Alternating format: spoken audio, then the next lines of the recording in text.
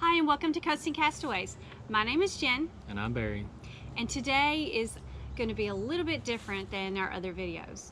We are going to talk about the 4 top problems and expenses that we have had during our first month of RV living. So stay tuned for that.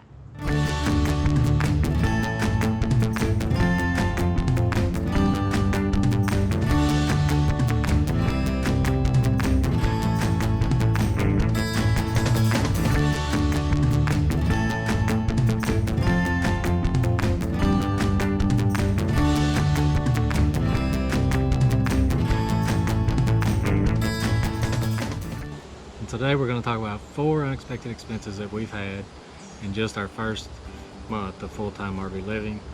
So we've spent the better part of 2 years researching and trying to get prepared for this lifestyle, but no matter how prepared you think you are, there's always going to be something that happens that you just didn't see coming. So our very first problem that we figured out was that our black water tank, the actual valve for it is stuck in the open position. So as you can see, it's still in the open position. So it won't go in. So we figured this out our first overnight stop because we had just bought the RV, and obviously we bought it in January.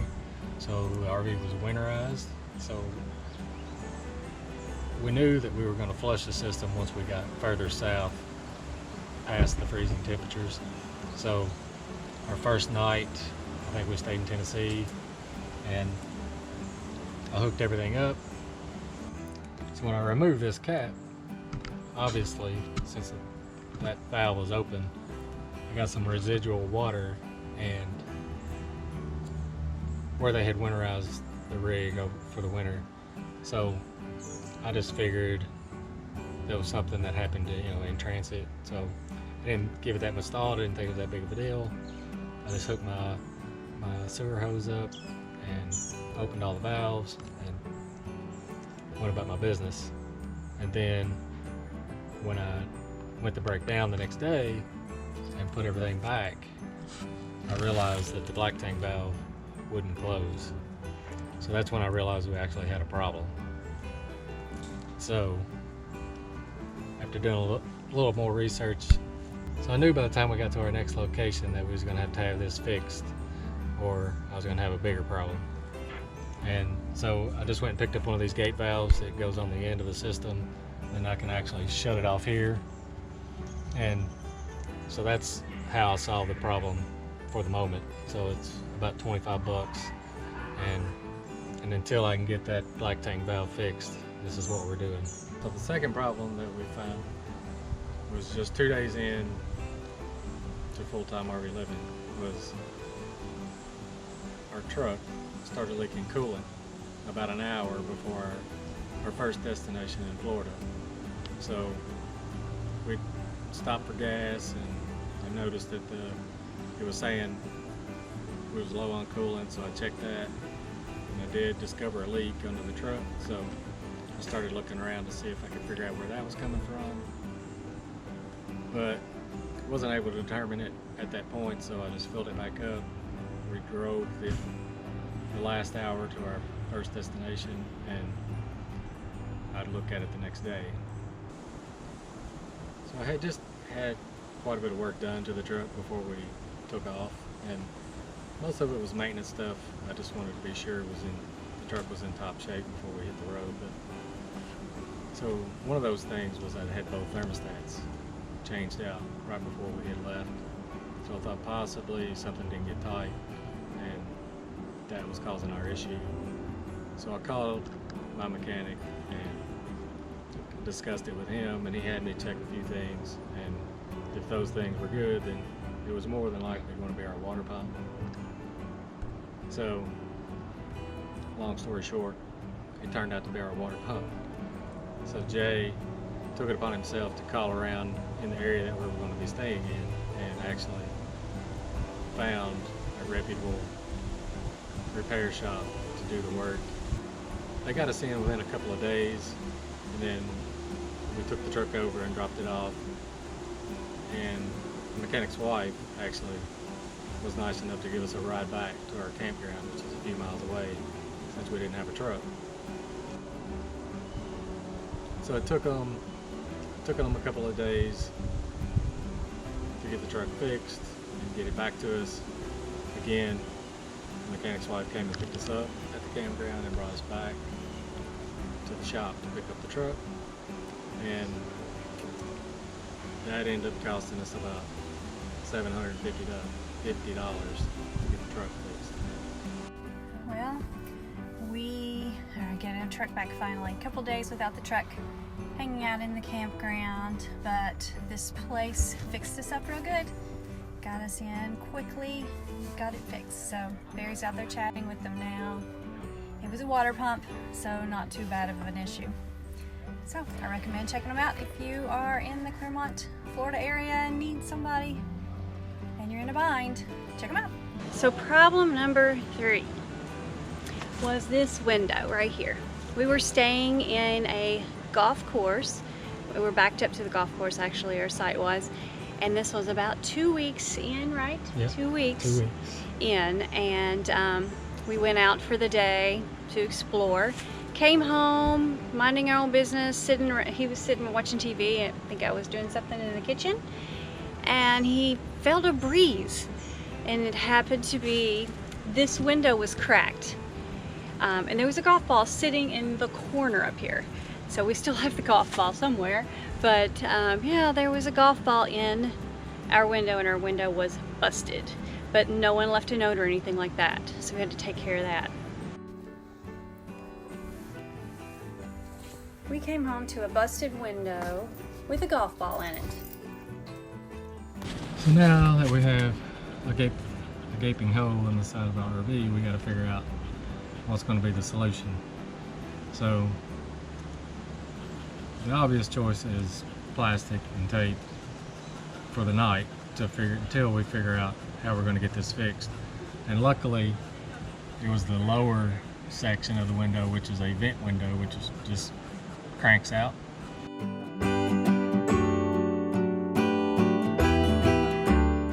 So after looking at it, I realized that I was able to take it out, crank it out, and then undo where it's actually attached, and this whole thing just slides out. So I slid the frame out because that was pretty much all that was left. All the glass was gone, and I took it to a glass repair shop in our area, and they determined they were able to fix it. So it just depends on your frame whether they're able to take it apart and put it back together. So once we got there, they said it's probably going to be 7 to 10 days to get it back, and which presents another problem because we're on the move. We're going to be leaving that area before that 7 to 10 day time period hits. So now we're going to have to backtrack if we leave it, and we're going to have to come back and get it. So we decided to go ahead and leave it and get it fixed, and we just deal with having to backtrack to get it. Well, 7 to 10 days came and went, and didn't hear anything. So I called. They claimed they called us and left a voicemail because there was an issue with the thickness of the glass. It had to be, I think these are 1/4 inch thick, but they couldn't get it in the dark gray tint that was original, and they wanted to know if we were okay with the light gray tint. So once I called them and told them yeah, it was okay to go ahead, which delayed it that much further, end up being 3 weeks before we get our window back. So we've had to deal with plastic and tape for 3 weeks while we were moving location to location. So at first they said it might cost $75 to get the window fixed, and then once we picked it up, they only charged us $30. So I thought we got off pretty cheap on that, because I would hate to guess what this would cost if you had to get it from a dealer. So we are going to put the window in, or Barry is. We waited about 3 weeks to get this thing back, and the tent's not exactly the same, but it's going to go in for now. So he's going to put it in now.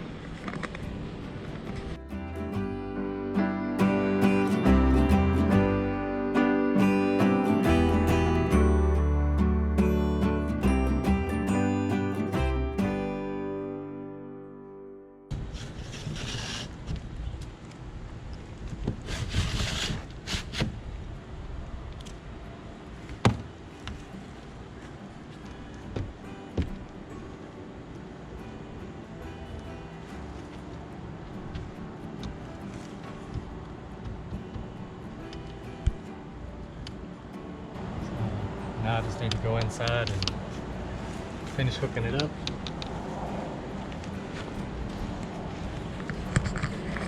And as you can tell, we just finished a run, so we are exhausted.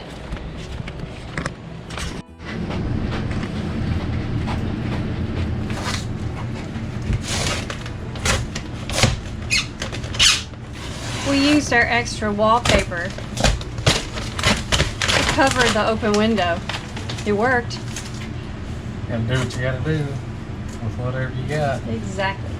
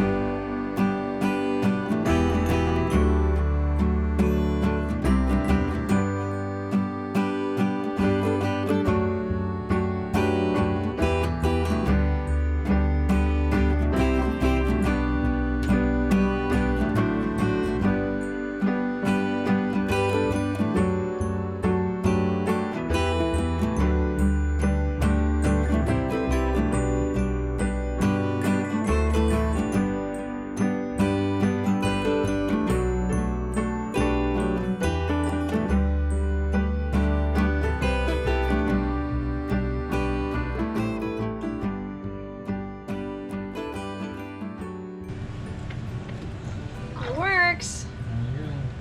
We just need our screen. It is new. We're good to go. My screen's back here. You reach.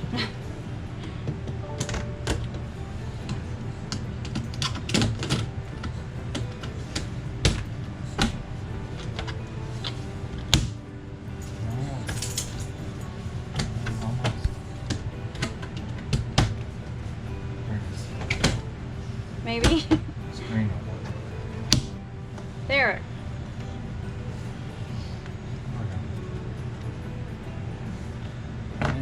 Now let's go look outside and see. So here's the difference in the tint. Honestly, I can't tell much. Yeah, you can tell it with the windows down. No, looks good.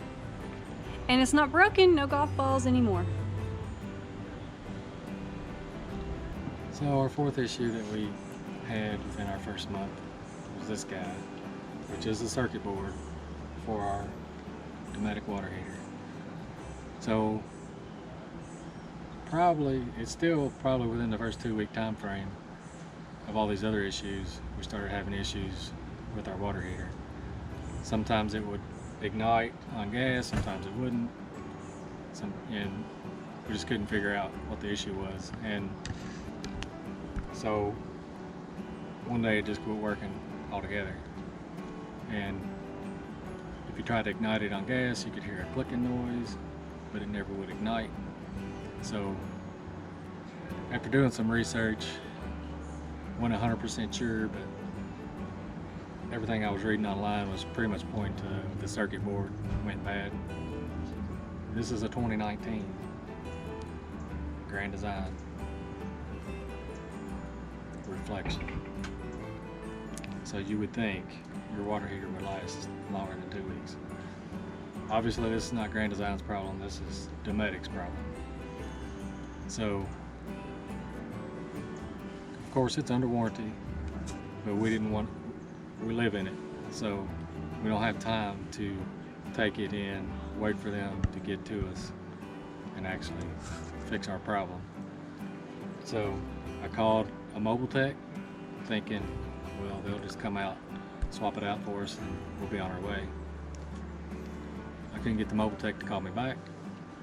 They said they were waiting on parts themselves and didn't know when they was going to get them. So I just started calling around to local dealerships and then giving them the part number off of this part until I found somebody had it in stock, and then we simply just went and picked it up.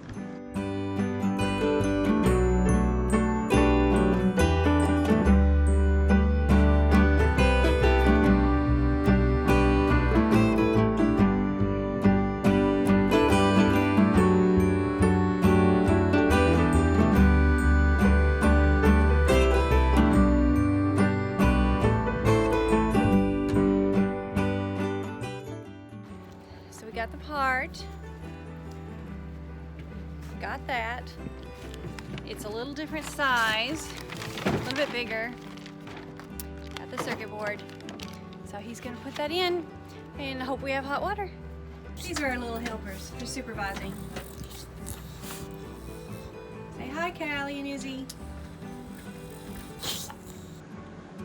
I think it cost 187 bucks, and brought it back, and it's an easy swap. It's like 2 screws, you have 2 pin connections and this connection. So 3 connections and 2 screws, and you can swap it out yourself.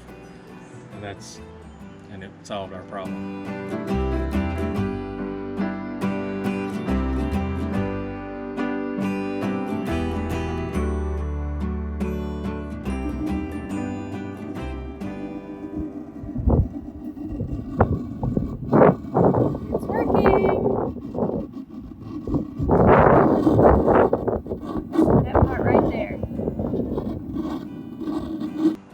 So those are the 4 things that we experienced in our first month of full-time RV living that were unexpected. So just those 4 things cost us about $992, so you might as well say $1,000 extra that wasn't in the budget. So we highly recommend that you have an emergency fund set aside for things like this that come up, and they will. So there's no way that you can be prepared for everything.